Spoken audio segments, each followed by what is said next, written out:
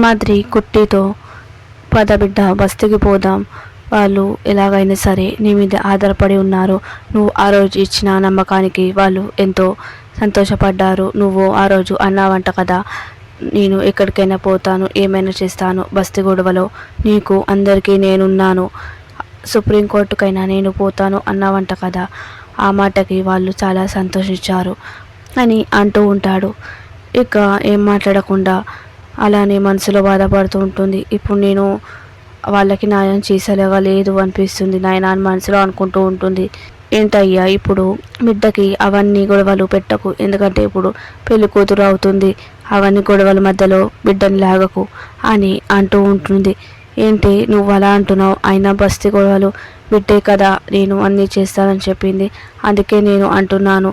అయినా బిడ్డకి బస్తీ గొడవలు చేయడం అంటే ఇష్టమా, అయినా వాళ్ళ కోసం బిడ్డ పోరాడుతుంది, బిడ్డ న్యాయాన్ని గెలిపిస్తుంది అని అంటూ ఉంటాడు. ఏంటి బిడ్డ నువ్వేం మాట్లాడవు అనగానే, ఇక ఏంటి బిడ్డ నువ్వు అలా ఉన్నావు, ఏమైంది నీకు అని సింహాద్రి అంటూ ఉంటాడు. ఇక పద్మమ్మ కూడా కుట్టి దగ్గరకు వచ్చి ఏంటి బిడ్డ ఏమైందని చూడగానే నీ ఒళ్ళు కాలుతున్నట్టుంది, నేను వెళ్ళి గోళీ తెస్తానని చెప్పి ఇక సింహాద్రి వెంటనే వెళ్తూ ఉంటాడు. లేదు నాన్న నాకేం కాలేదని కుట్టి అంటూ ఉంటుంది. లేదు నేను వెంటనే వేడి నీరు కాపడం పెట్టి నీకు పడతాను అని చెప్పి ఇక ఇద్దరు వెళ్తూ ఉంటారు. నాకేం కాలేదు అమ్మ నాయన, నేను బస్తీ గొడవ గురించి అమ్మ గురించి ఆలోచించి లోపలనే భయపడుతున్నాను అని అనుకుంటూ ఉంటుంది. ఇక ఆలోచిస్తూ ఉంటుంది. సింహాద్రికి బస్తీ నుంచి కాల్ చేస్తూ ఉంటారు. బస్తీ నుంచి ఒకరు చేస్తారు, బిడ్డ నువ్వు మాట్లాడతావా అని. లేదు నేను ఇప్పుడు ఎవరితో మాట్లాడాను నాయన అని అంటూ ఉంటుంది. ఇప్పుడు నేనేం చేయాలి, బస్తీ గొడవలో ఇలానే ఆలోచించి కూర్చుంటే ఏం చేయాలని జడ్జి తాత దగ్గరికి వెళ్ళాలి, జడ్జి తాత ఏం చెప్తాడో అని వెళ్తూ ఉంటుంది. ఇక జడ్జి తాత దగ్గరికి వెళ్ళగానే నీతో ఒక ముచ్చట మాట్లాడాలి జడ్జి తాత అని అంటూ చెప్పుకుట్టి, నేను ఒక కథ చెప్తాను, అందులో ఎవరికి న్యాయం జరగాలో ఎవరికి అన్యాయం జరగాలో మీరు చెప్పండి అని అంటూ ఉంటుంది. ఒక ఊరిలో తండ్రి కొడుకులు ఉన్నారు. కొడుకు న్యాయవాది, తండ్రికి ఏ సమస్య వచ్చినా కొడుకే తీర్చాలి. ఇప్పుడు ఆ న్యాయవాది కొడుక్కి సమస్య తీర్చాలా లేదా ఆ ప్రజల సమస్య తీర్చాలా? కొడుకు తండ్రికి న్యాయం చేస్తే ఆ ప్రజలకి అన్యాయం జరుగుతుంది. మరి ఇప్పుడు న్యాయవాది ఎవరికి న్యాయం చేయాలి, ఎవరికి అన్యాయం చేయాలి, నువ్వే చెప్పు తాత అని అంటూ ఉంటుంది. ఆ విషయంలో ఆలోచిస్తే, ఒక ఫ్యామిలీగా ఆలోచిస్తే కొడుకు తండ్రికి న్యాయం జరిగితే బాగుంటుంది. ఒక సమాజం పట్ల ఆలోచించి చేస్తే కొడుకు ప్రజలని న్యాయం చేయాల్సి వస్తుంది. రెండు రకాలుగా చూస్తే ఏదైనా కొంతమంది ఫ్యామిలీని ఎక్కువగా ప్రిఫేర్ చేస్తారు, ఎందుకంటే ఫ్యామిలీ తన ఇంపార్టెంట్ కాబట్టి ఫ్యామిలీకి చేస్తారు. కానీ మరి కొందరు ఫ్యామిలీని వదిలిపెట్టి ప్రజలకు అన్యాయం చేయకుండా ప్రజలకే సహాయం చేస్తారు. ఎందుకంటే కొంతమంది 99%లో 1% మాత్రమే వాళ్ళు ప్రజలకి న్యాయం జరిగేలా చూస్తారు అని. అప్పుడు మీ సమస్య తీరిందా అని అడుగుతూ ఉంటుంది. ఇప్పుడే అసలు కథ మొదలైన చేస్తాత, ఇప్పుడు నేను ఇలా ఏం చేయాలో నాకు అర్థం కావడం లేదు, ఇప్పుడు నాకు కథ ముంగడికి వచ్చింది అని అనుకుంటూ ఉంటుంది. ఇప్పుడు ఇక చేస్తాత కాల్ వస్తూ ఉంటుంది. ఇక ఇంటి నుంచి వెళ్తుంది. అప్పుడే ఇక జ్యోతి కుట్టిని ఆపి, ఏంటి నువ్వు మామయ్య గారితో ఏం మాట్లాడాలో చెప్పు అని అడుగుతూ ఉంటుంది. ఏం లేదు జ్యోతమ్మ, నాకు ఒక ప్రాబ్లం వచ్చింది. ప్రాబ్లమా, ఏం ప్రాబ్లం?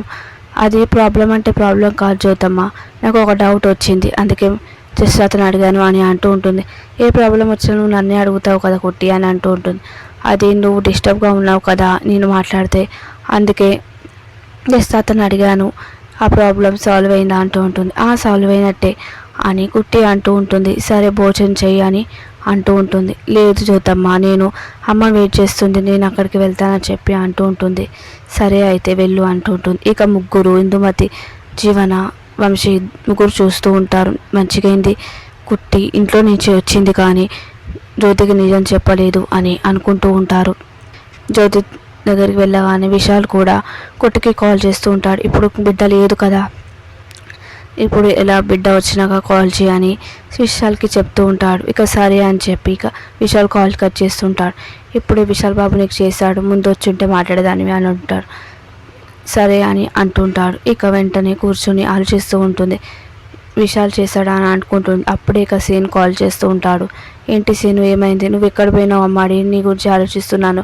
కాల్ లేదు, మెసేజ్ లేదు. అయినా నిన్ను అమ్మ నాయన ఇక్కడ ఉండమన్నారు కదా, నువ్వు వెనక అక్కడ పోయినావు అని అంటూ ఉంటుంది కుట్టి. ఇక్కడ పెద్ద గొడవ జరుగుతుంది బస్తీలో. నువ్వు రావాలి అమ్మాడి, నువ్వే కదా ఆ రోజు ధైర్యం చెప్పావు అందరికీ, అందుకే అందరు నీ గురించి ఆలోచిస్తున్నారు.